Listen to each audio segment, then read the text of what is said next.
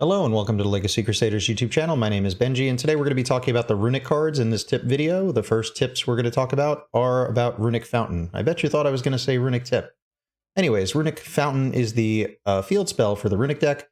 It allows you to activate the quick play Runick cards from your hand during your opponent's turn. It doesn't specify that you can use them during your turn because they're quick play spells and you can activate them from your hand.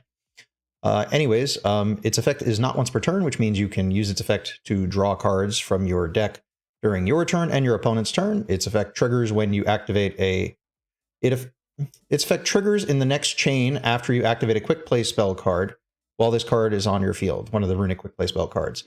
So after that effect resolves, you'll be able to activate its effect. You'll look in the graveyard, see if there are any quick play Runick cards to target. You can target up to 3. You can put them on the bottom of your deck and draw 3 cards. If one of them would be DD crowed, you would shuffle back the ones that didn't get DD crowed and you would draw cards equal to the number of cards that actually went back to the deck. So DD Crow doesn't actually stop this card. But on to the actual tips regarding this card. The first one is a lot of people were asking this on the Judges Lounge Facebook group, which is, can you chain block Runick Fountain using Runick Allure? And the reason you cannot do that, if you weren't sure what Runick Allure is, it is a continuous spell card. It says each time a quick play spell is activated, banish the top card of your opponent's deck, and you can only control one Runick Allure. It's like this extra card. It activates every time a quick play is activated in the next chain, just like Runick Fountain does to draw cards. And the reason you would want to chain block that is because Runick Fountain is susceptible to many hand traps. It's susceptible to Ogre, which can be used to destroy it when it activates its effect to draw cards. It can be ashed because the effect allows it to draw cards, and it can be belled because it has the ability to put the cards onto the bottom of the deck, and cards that go back into the deck can be negated by bell. But you can't chain block with Runick Allure because the effect of Runick Allure to banish a card off the top of your opponent's deck is mandatory, meaning it will always be at a lower chain length than Runick Fountain, no matter how many cards you have that have trigger effects. Mandatory effects always go on the chain first. There'll be more details on that in a video I have on Seagok. You can find that in the description or linked up above in the cards.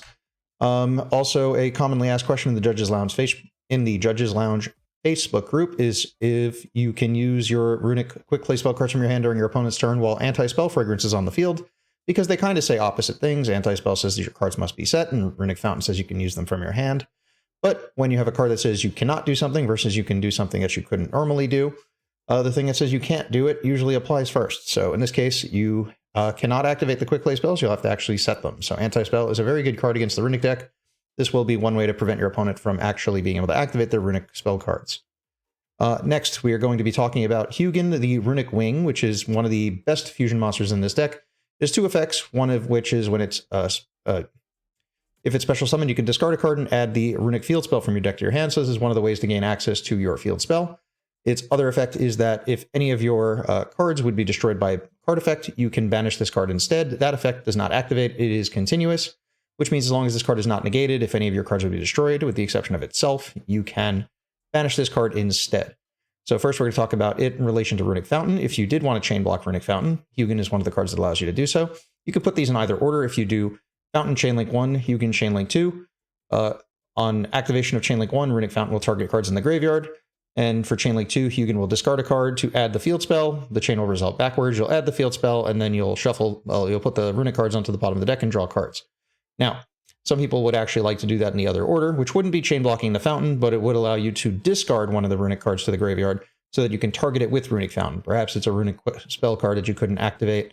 Perhaps you have Runick Flashing Fire, which says it targets a special summon monster your opponent controls and destroys it. Then you banish the top 2 cards of their deck. Perhaps your opponent doesn't have a special summon monster, so you'd rather discard the card so you can shuffle it back into the deck and draw cards. Well, in that case, you actually have to apply these effects in the other order. So you would do Yugioh Chainlink 1, discarding Flashing Fire. Then you would activate Runick Fountain, targeting the Runick Flashing Fire. All right. Moving on. If your cards would be destroyed by Harpy's Feather Duster and you chain Flashing Fire to summon your Yugioh Runick Wings, the chain will resolve backwards. The quick play spell will summon your fusion monster to your extra monster zone, and then Harpy's Feather Duster would resolve to destroy your spells and trap cards, assuming you have any still on the field. You can then immediately use Yugion's effect to protect your cards. So Yugion's effect, as long as she's not negated and while she's on the field, can be used immediately because its effect is continuous. Same thing applies if your opponent has Eradicator Epidemic Virus.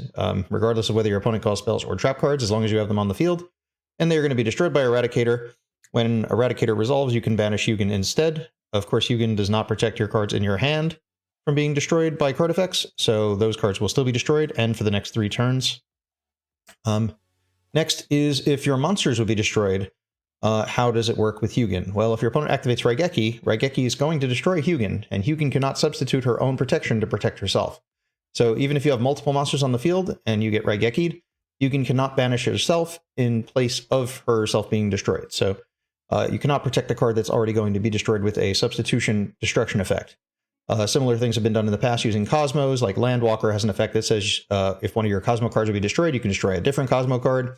If your opponent activated Raigeki while you controlled Landwalker and Dark Destroyer, you could not protect either one of them by destroying the other one because they were both destined to be destroyed by Raigeki anyway. But if you controlled Cosmo Town, which is a spell card which wouldn't be destroyed by Raigeki, instead of your Dark Destroyer and your Landwalker being destroyed, you can destroy Cosmo Town instead, because at least it was a card that wasn't already going to be destroyed. So substitution effects can only be substituted by destroying a card that wasn't already being destroyed instead.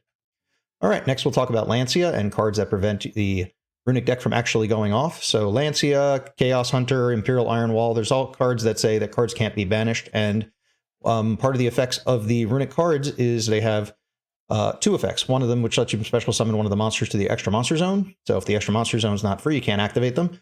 And their other effects all do something and then banish cards off the top of your opponent's deck. So if you activate Artifact Lancia later in the turn, your opponent will not be allowed to activate any of the Runick card effects that allow them to banish a card from the top of the deck, even if it just is to apply one of their other effects. They all have a then conjunction, so they all do something and then banish a card. So it's all part of one effect.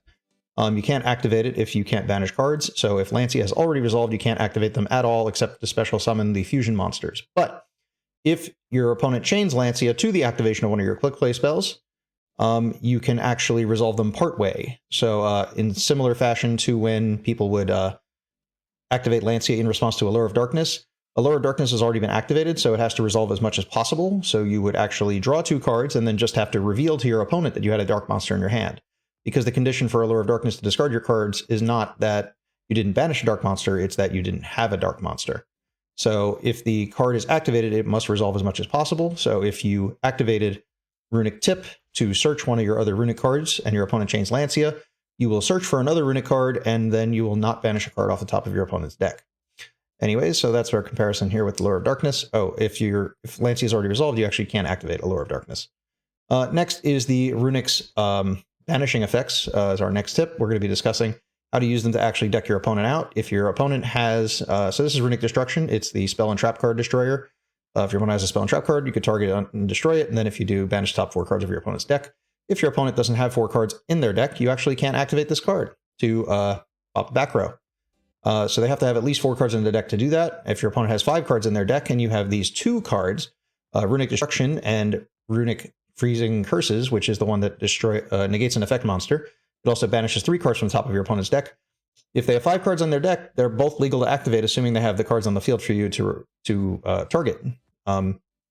So if you wanted to deck them out with both cards, you have to chain them to one another, because they're both legal to activate before they resolve, because at the time that both of them would be activated in response to one another, they have a correct amount of cards in deck to activate them. And similar to the Allure of Darkness scenario, if the card was activated, it must attempt to resolve as much as possible. So if you were to activate Destruction, Chainlink 1, targeting a spell or trap card, and then Freezing Curses, Chainlink 2, targeting an effect monster to negate its effects, you'll negate the effects of the monster, then banish the top 3 cards, and then the spell or trap card will be destroyed, and you'll banish the remaining cards until they deck out. So sometimes you might have to change these cards to one another in order to assure there's a deck out. That's legally doable. So there's always a scenario in which you might not actually be able to deck your opponent out if you can't chain the cards to one another for whatever reason. So keep in mind, if your opponent has less cards in their deck than the number of cards that need to be banished by one of these cards, you can't activate them at all. And our last tip is going to be regarding the effect on these cards that says you must skip the battle phase, your next battle phase. So this is compared to something like Moulin Glacia, the Elemental Lord. Moulin Glacia specifically says if it leaves the field, you must skip the battle phase of your next turn. The next turn is not the turn you're currently in, it is the turn that is coming up. When the Runick cards say skip your next battle phase, it's the next battle phase that you attempt to enter. So if you actually do not declare that you're attempting to enter your battle phase, you wouldn't skip that battle phase because it's not a battle phase you took. Battle phases are optional. You don't have to take a battle phase. So if you don't declare that you are skipping your battle phase, whenever you decide you'd like to skip your battle phase, you can do it. It just doesn't have to be right away. Now, you should probably skip your battle phase every turn so that whenever you do need a battle phase, you actually have the battle phase to skip. So when the opportunity presents itself, you should attempt to declare that you are skipping your battle phase. If you declare you're skipping your battle phase because you didn't have a battle phase, you don't go to main phase 2, you go immediately to end phase. And that's going to wrap up everything here. Please check out this video on tips regarding Mystic Mine. They'll be linked here, as well as there's a link in the description to a Google form. I'm asking some feedback on my content. I want to learn a little bit more about my audience so I can make videos that are more geared towards you. I will see you guys next time.